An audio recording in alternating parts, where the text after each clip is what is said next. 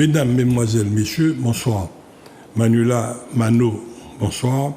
Aujourd'hui, nous avons un invité, je dirais, d'une très grosse pointure, peut-être l'une des plus grosses pointures de Martinique, en matière d'ingénierie. Nous avons le plaisir de recevoir M. Serge Kabouga. M. Serge Kabouga, bonsoir. Bonsoir, M. Florent Grabin. Bonsoir à tous. Bonsoir aux téléspectateurs de Zouk TV. Merci de me recevoir. Merci d'avoir répondu à notre invitation. M. Serge Kabouga, nous avons ferraillé beaucoup dans le bâtiment, et c'est le cas de le dire. Pour qu'un bâtiment soit debout, il faut du ferraillage. Et il faut de tout pour que le poteau, nous attendons souvent poteau mi-temps, mais si pas ni clou, on ne peut pas clouer planchon, on ne peut pas rouler béton. Là, aujourd'hui, nous soulevons un problème qui est là depuis, nous traitons ce sujet depuis une quarantaine d'années, avec Pierre-David Astelé à l'époque. Et aujourd'hui, c'est présent. La montée des eaux, le réchauffement climatique. Pour que le téléspectateur puisse bien se situer, comment ça se fait? Alors, c'est un excellent sujet qui nous concerne particulièrement en Martinique et toutes les îles de la Caraïbe, et bien au-delà de la Martinique, qui concerne la Terre actuellement. Alors, comment ça se fait le réchauffement climatique? Il faut savoir que le réchauffement climatique vient de ce qu'on appelle l'effet de serre. L'effet de serre, c'est tout d'abord un phénomène naturel qui est indispensable d'ailleurs à la vie sur Terre. La Terre, elle absorbe 70% du rayonnement solaire qui lui arrive et renvoie une partie de ce rayonnement. Il y a un certain nombre de gaz dans l'atmosphère.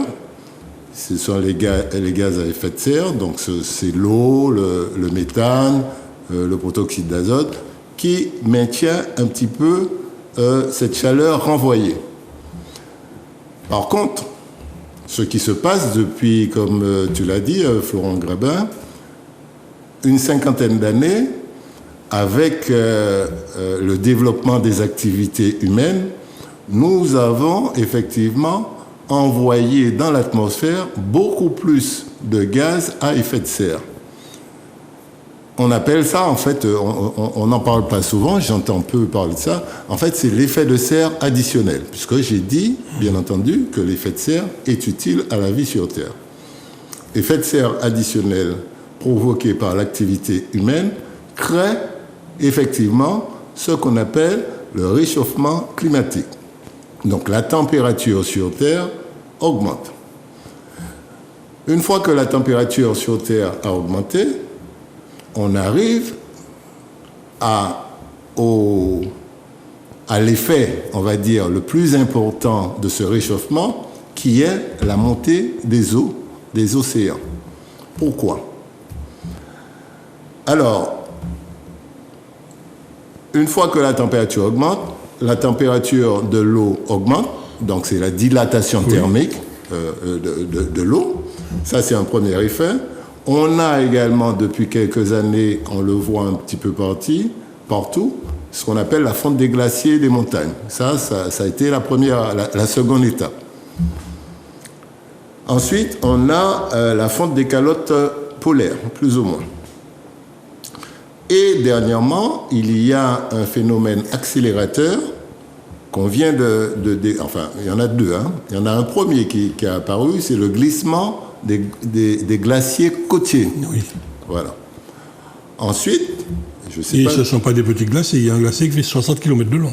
Oui, les glaciers côtiers. Alors, tu fais bien de préciser ça. Ces glaciers, effectivement, représentent à peu près maintenant 500 milliards de tonnes de glace déversées dans l'eau.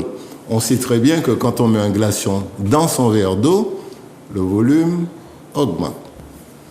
Alors, ce que je tiens à dire également à nos téléspectateurs et à toi-même, c'est qu'une étude très récente, en 2018, devient très préoccupante, en fait, parce que, outre les 4 causes que nous avons vues, enfin les 4 effets que nous venons de voir, il y a également un effet qui va accélérer encore ça. On appelle ça un effet domino. C'est le fait que le méthane piégé sous les calottes sphériques va s'échapper.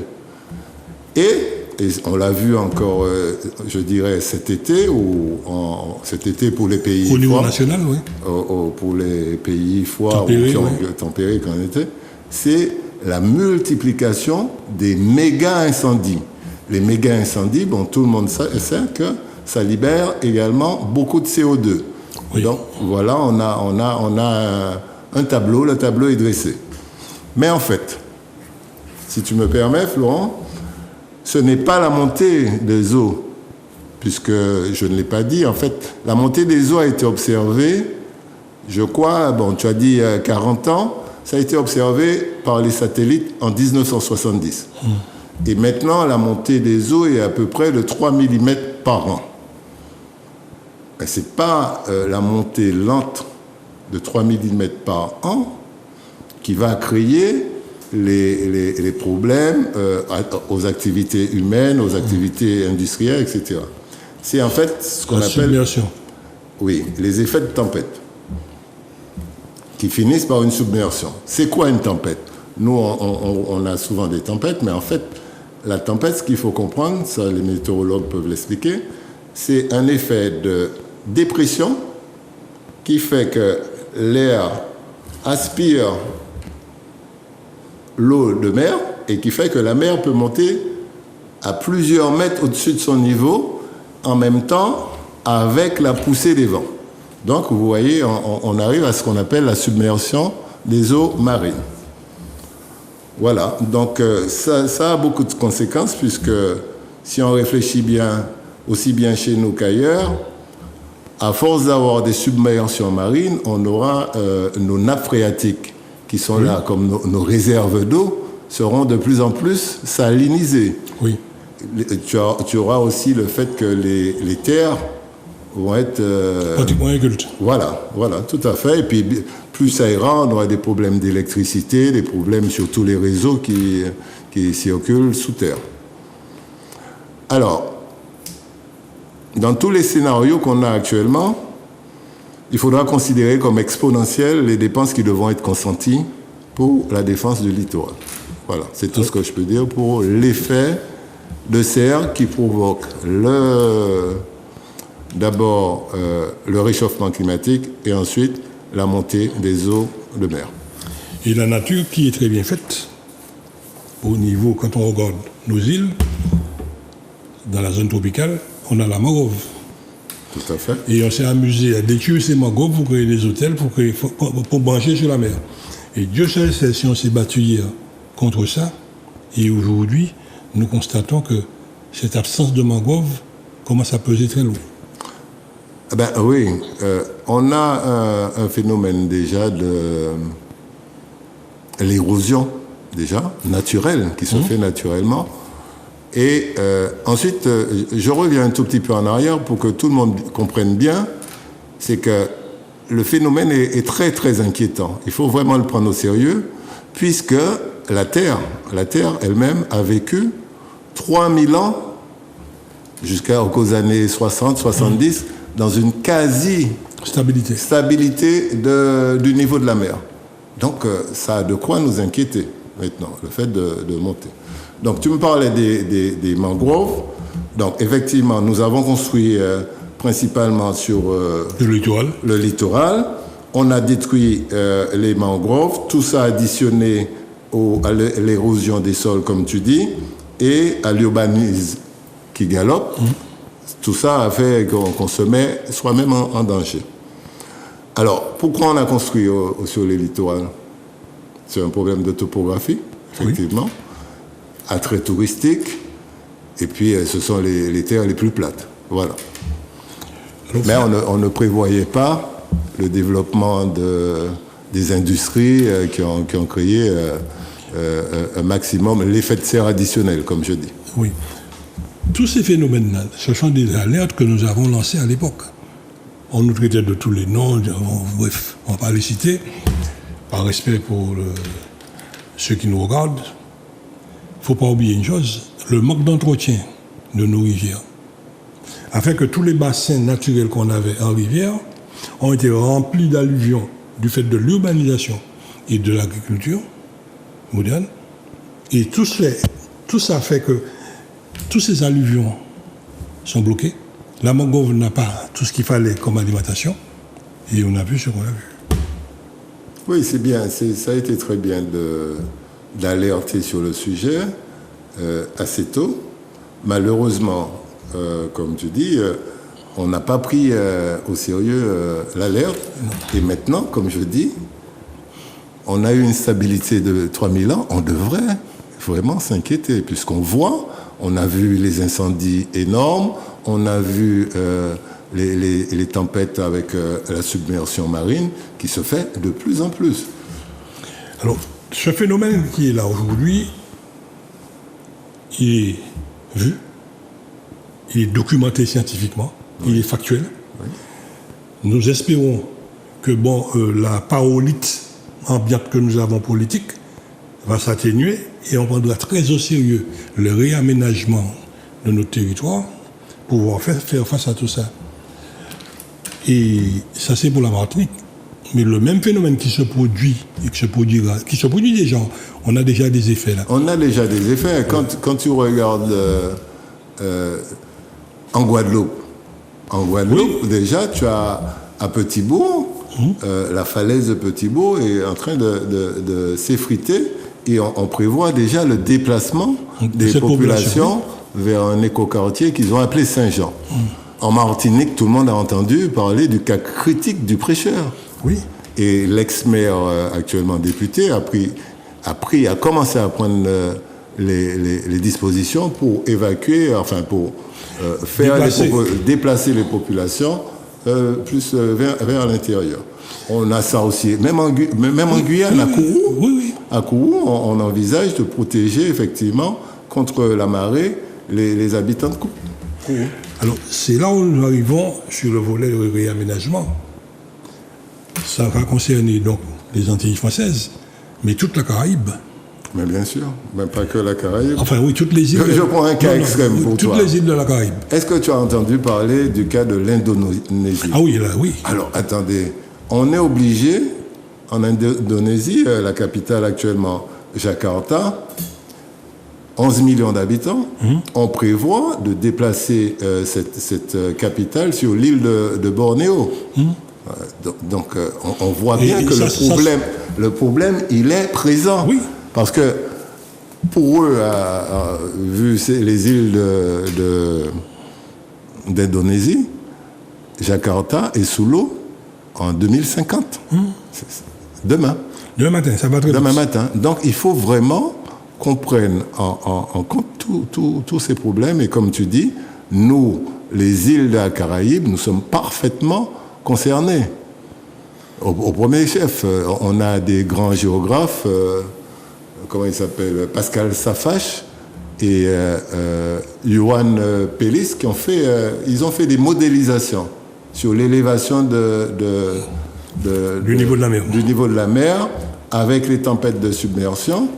On risquerait en 2100, donc pour nos petits-enfants, perdre 5% de notre territoire. C'est beaucoup.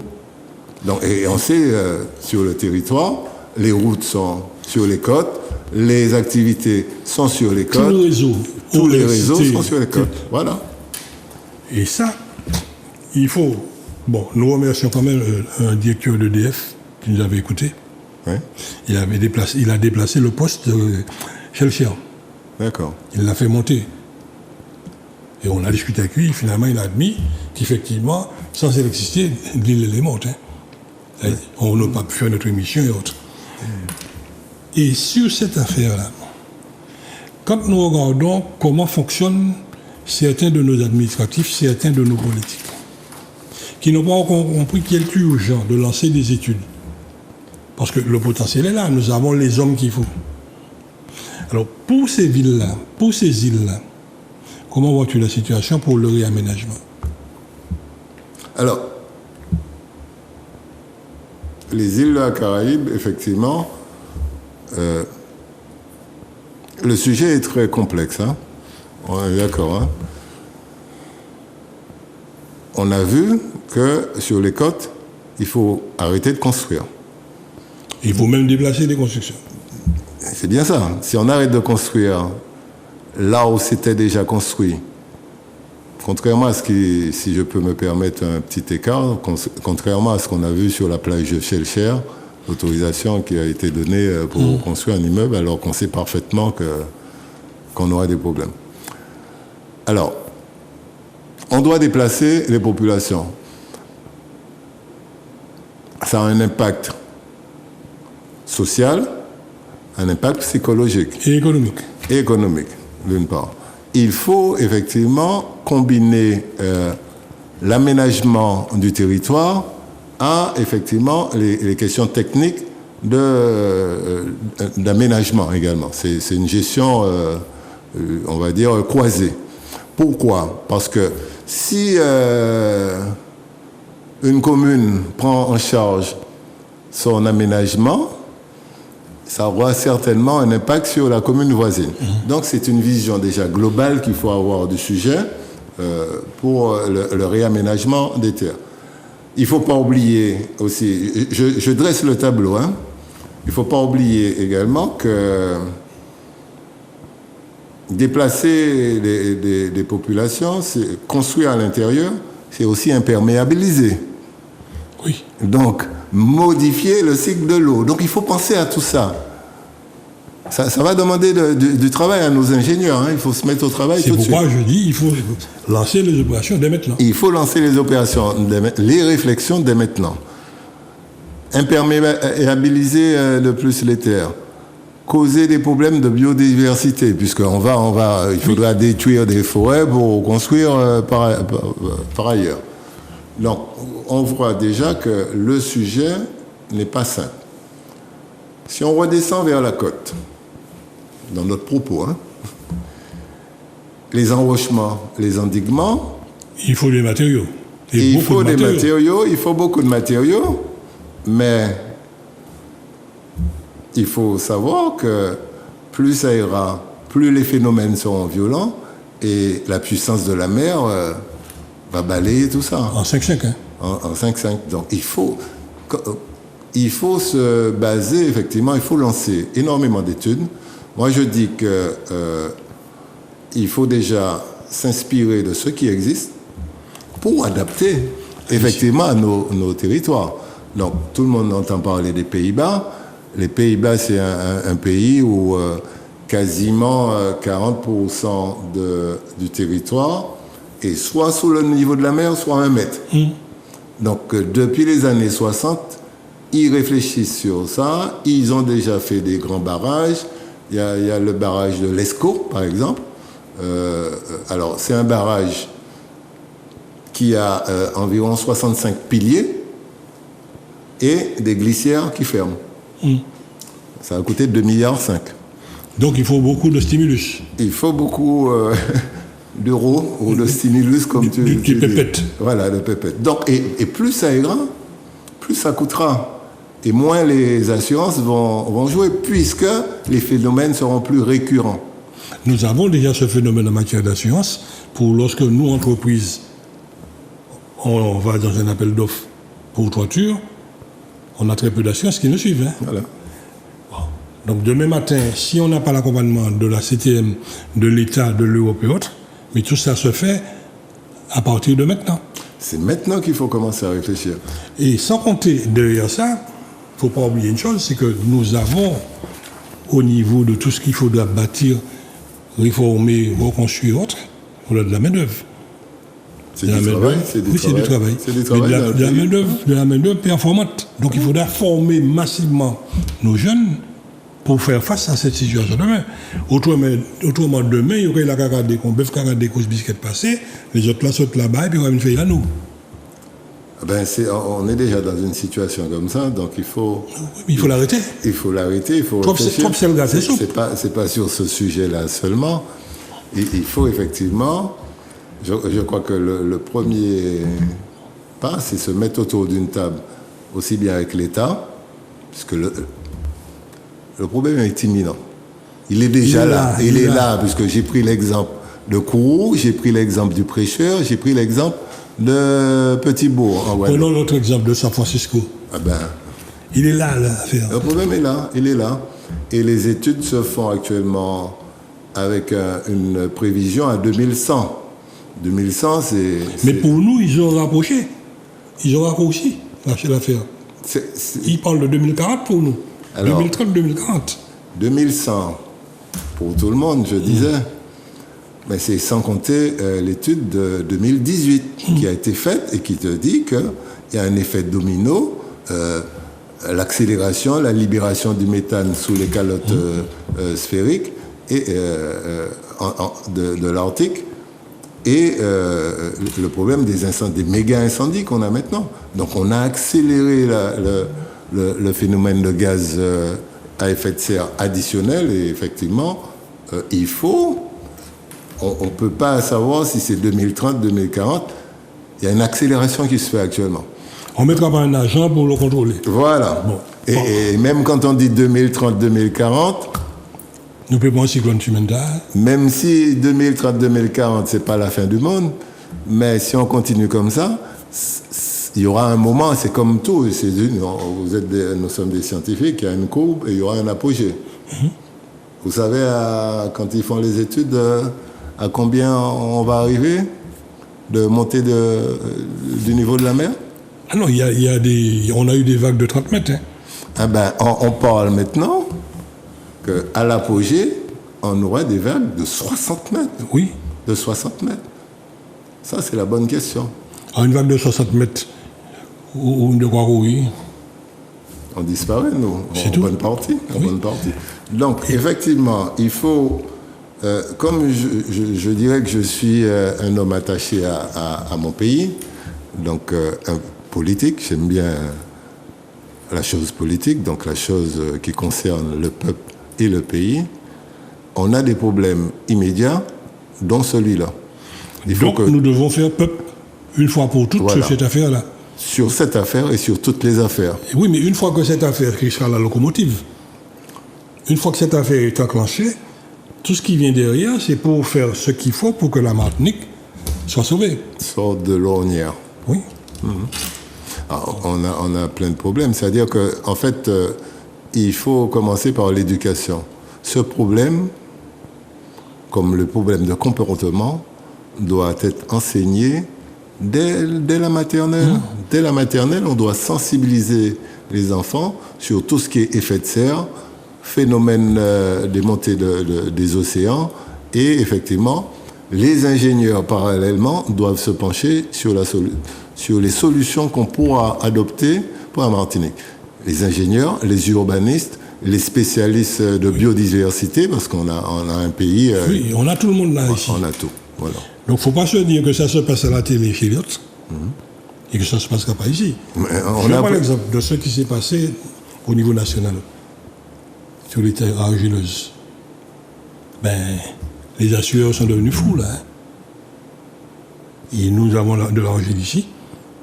Il y a de l'argile gonflante ici. Oui, tout à fait. Donc, si cette température a agi là-bas, si celle-là, notre température va continuer à progresser, on a un gros risque pour le bâti. Oui. On l'a connu vous vous souvenez du phénomène... Château-Pays. Château-Carte. Je l'appelais Château-Carte. Château-Carte. Oui. Et j'ai travaillé sur une opération avec ton père sur le lycée Montgérald. Dans la zone. C'est la zone. Bon. Et ça, il faut qu'on fasse très attention.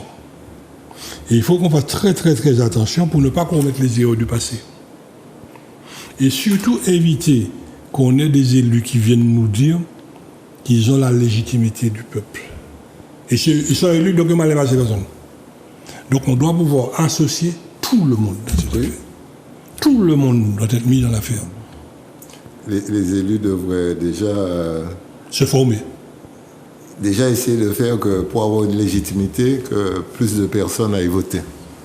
Alors ça, c'est encore l'autre affaire. Voilà. Bon. Maintenant, réchauffement climatique, nous avons vu qu'il y a des solutions qu'on peut mettre sur la table. Nous proposons des fois ces solutions pour l'aménagement du territoire à nos élus. nous leur donnons des documents bien épais, et nous avons constaté que ça, et nous avons pour faire papier de baïchio. Nous leur disons, messieurs les élus, faisons très attention. Nous ne pouvons pas décourager en permanence les enfants du pays pour pouvoir passer des choses qui sont inavouables et ne pas réfléchir pour le devenir de la Martinique. Serge, Oui. nous avons vu plus d'une chose dans le BTP. Oh, le BTP, quand le bâtiment va, tout va. Là, actuellement, souvent, les gens nous disent « café chaud ». Café chaud. Et quand on regarde bien, il y a une parole de nos anciens, « diffé après le nini ». Tu connais cette expression? Non, je ne connaissais pas. Diffé après le nini, il fait excessivement chaud. Et nous avons pollué architecturalement la Martinique en faisant des constructions à l'européenne. Et aujourd'hui, nous payons la facture fortement. Alors, c'est de l'architecture à l'européenne, peut-être faite par des Européens. Oui, mais en lieu et place des Martiniquais. Oui. C'est ce que ça veut dire. Oui. Le Martiniquais, il sait que tel arbre va là, tel arbuste va ici, telle menuiserie, ce qu'on appelait à l'époque la menuiserie, la jalousie martiniquaise. On ne remplace pas des jalousies martiniquaises par des carreaux de verre. On ne remplace pas une ventilation naturelle par de la clim. C'est pas très bon pour le réchauffement, pour limiter l'émission de gaz. Mais la personne qui vit dedans. Pardon. La personne qui vit dedans. Oui. Parce que nos chambres ne sont pas ventilées. Oui. Nos chambres ne sont pas aérées comme hier. Mais on a toutes sortes de maladies qu'on engage. Hier, effectivement, toute la maison était construite avec ce qu'on appelle les pièces étaient traversantes. Voilà, déjà bien orientées, et ensuite les pièces traversantes.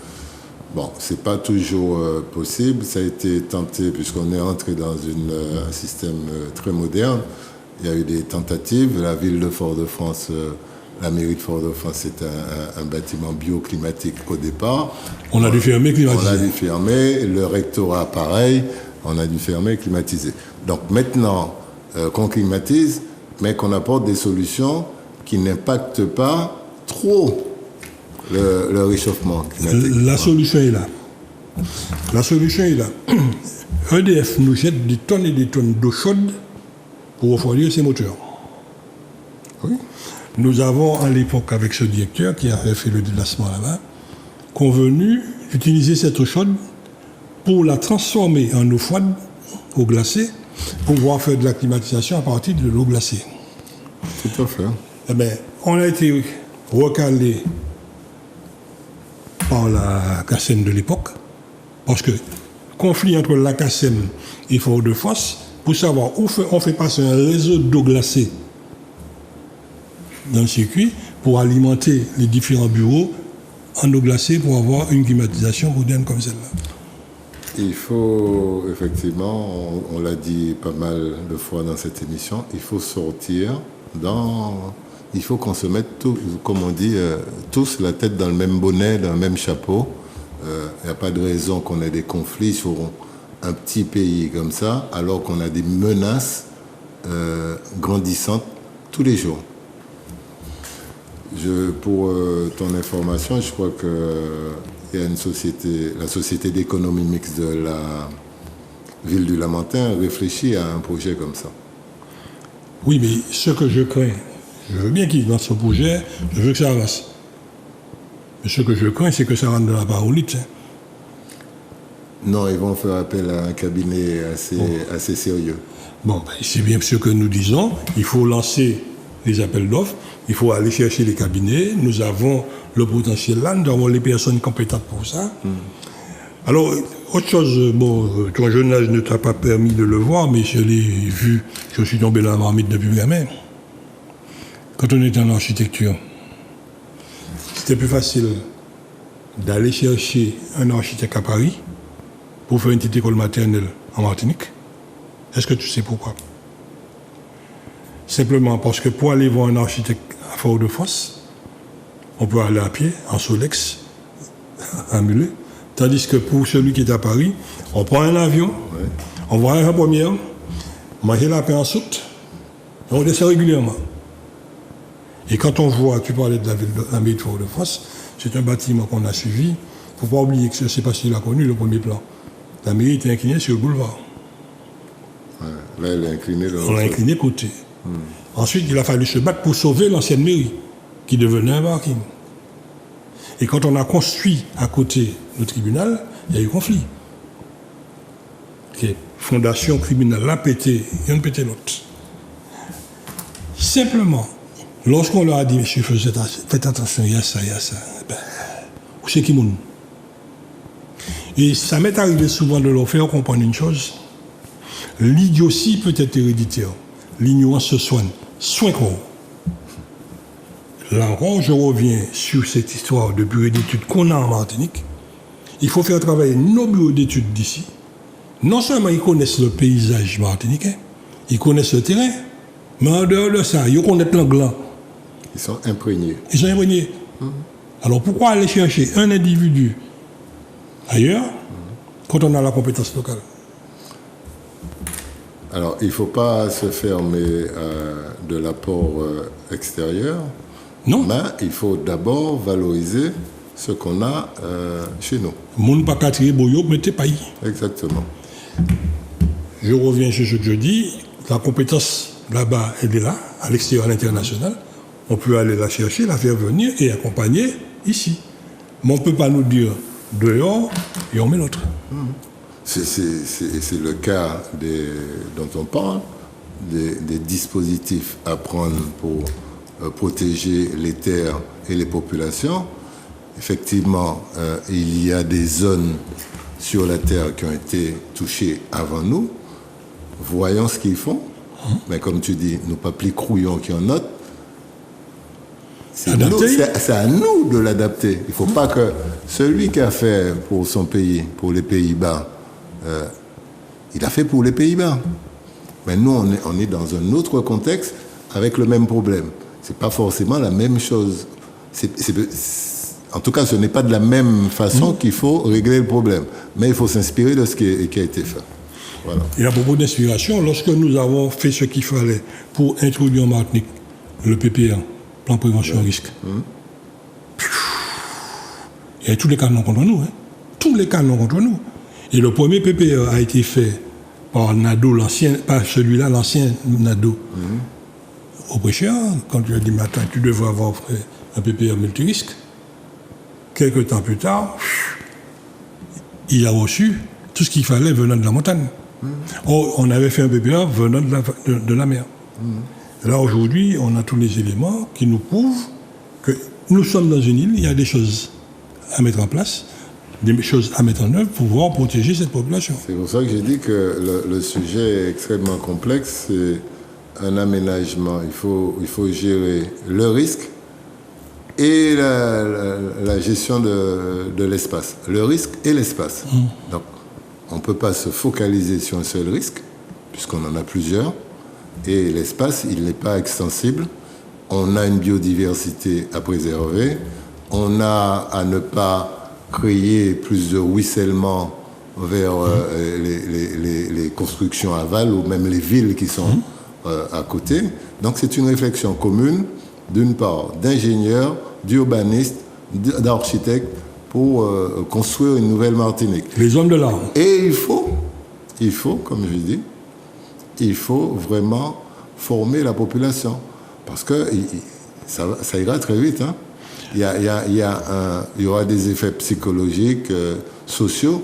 Donc, moi je dis qu'en 10 ans, on forme une génération, on ne se rend pas compte, mais si vous prenez les enfants de la maternelle et que vous leur inculquez ce qu'est l'effet de serre, ce qu'est le réchauffement climatique, on sera prêt. Ils seront prêts, en tout cas. Oui, ils seront observés, à propos d'observation. Ça fait longtemps que nous titillons la CTM actuelle, les deux CTM, pour leur dire, monsieur, vous avez mis des murs cloutés. Tu roules comme moi-même en Martinique. Oui. Tu as déjà vu de l'entretien des clous? On a un gros problème. Il ne faut pas qu'on aille faire un super barrage comme l'ESCO de 2 milliards, et puis qu'on ne l'entretient pas. Il faut prévoir aussi le budget d'entretien et les personnes qui doivent l'entretenir. Donc, créer des nouveaux métiers, Parce que je prends l'exemple du mur de la Rocade, celui qu'on appelle le mur ananas. Le mur ananas. Dès qu'on parle de clous, c'est le premier qu'on voit. Eh bien, ils ont été cloutés, là, terminé, point. Pas d'entretien. Or, la Martinique, question d'entretien, nous ne savons pas. Nous refusons de mettre ça dans nos budgets. De mettre une ligne entretien pour qu'on puisse y aller. Évaluation, c'est banni du langage politique. Et ça, nous devons faire très attention. Il suffit de regarder les hôpitaux qui sont construits, qui sont les nouveaux. Il y a un problème de moyens pour entretenir. J'espère pour la Martinique et pour ceux qui l'ont porté, pour ceux qui l'ont fait, qu'ils auront les moyens d'entretenir ce lycée Schellcher. Alors, ce lycée Schellcher, voilà une grosse pollution volumétrique. Mangoumé Bigami, dans Sierra à l'époque, quand nous lui avons signalé qu'il y a un problème dans les murs.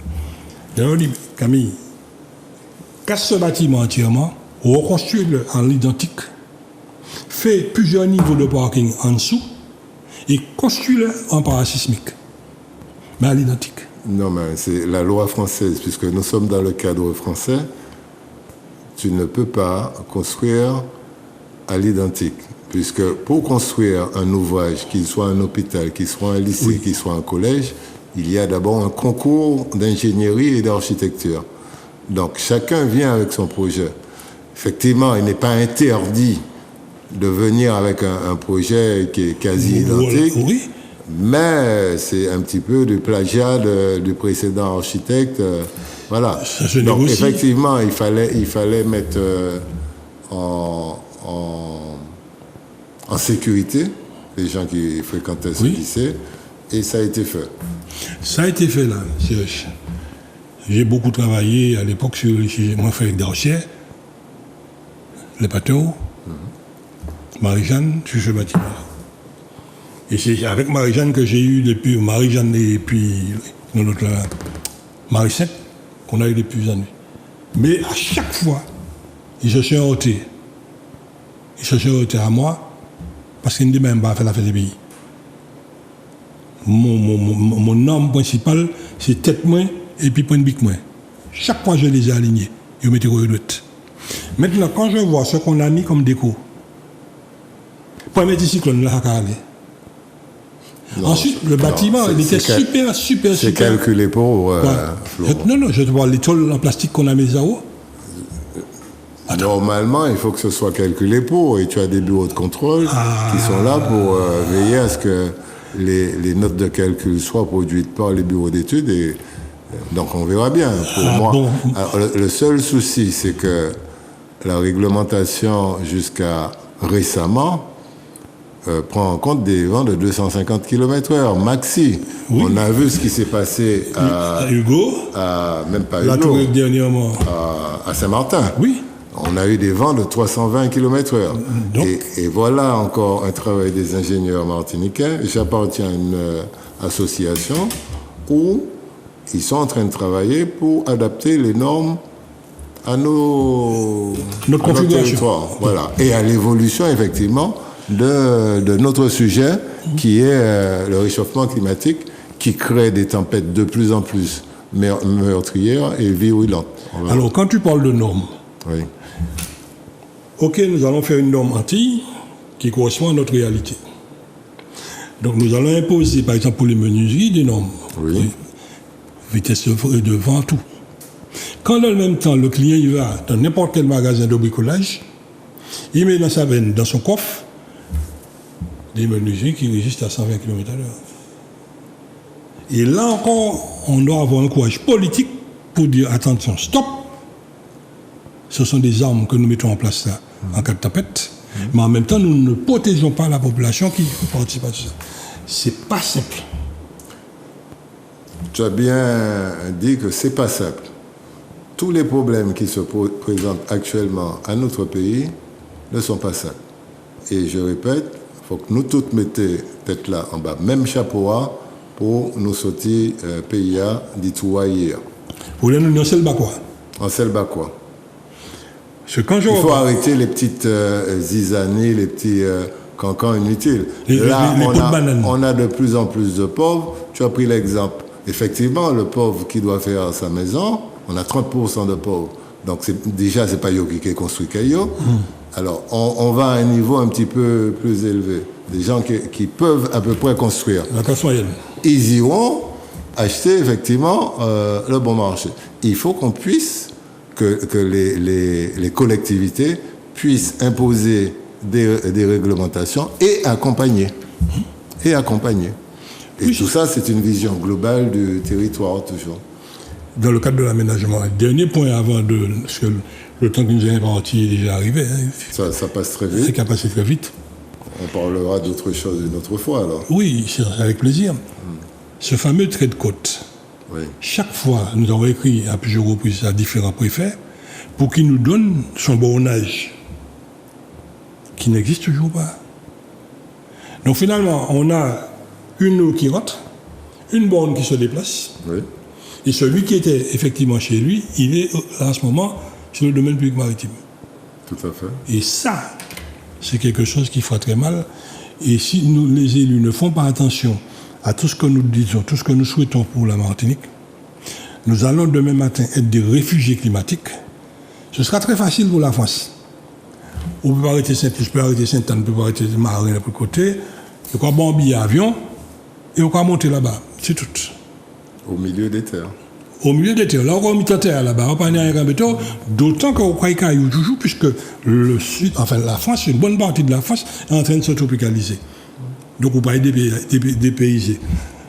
En tout cas, Serge, nous avons tenté de porter des informations à ceux qui nous écoutent. J'espère qu'ils ont écouté et qu'ils ont compris. C'est certain, il faudra revenir parce que c'est très complexe.